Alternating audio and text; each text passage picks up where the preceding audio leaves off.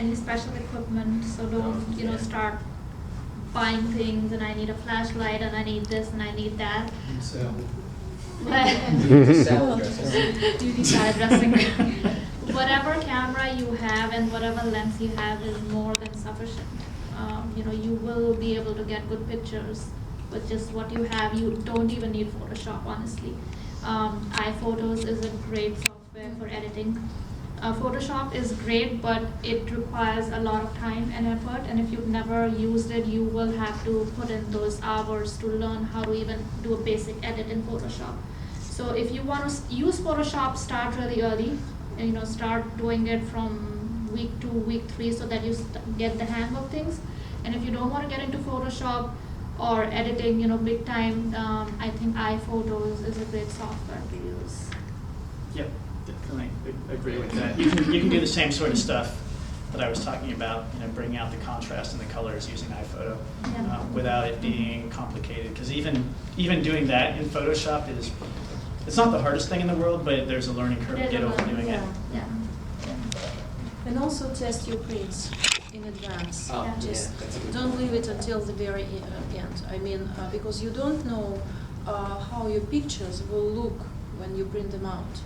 And this is one of the most important parts of this course, because you are producing your own show. And this is one of the most difficult parts for every artist. And actually, when I got enrolled into this class, there was one of my personal challenges to learn how to produce a series, how to produce a show.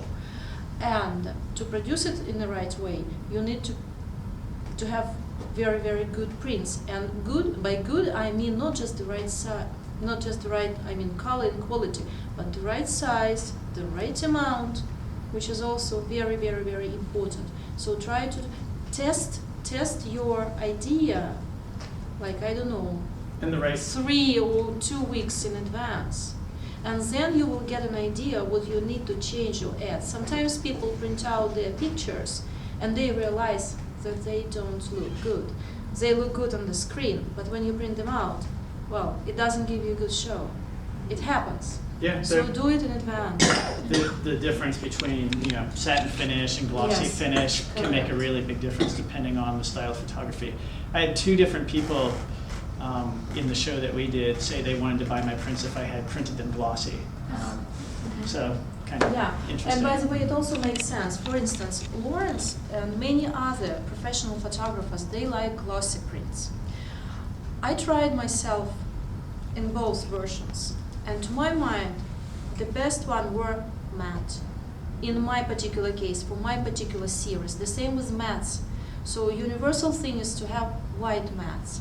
But sometimes you do need black ones. And again, during our show, we showed our works to each other before, during our class. And despite the universal thing that all the shows before were produced with white mattes, in our particular case, we decided that for some series, it would be good to have black mattes. And it worked out. So just do all this stuff before, maybe 3 weeks before, so that you would have time to correct or even change your mind. Cool.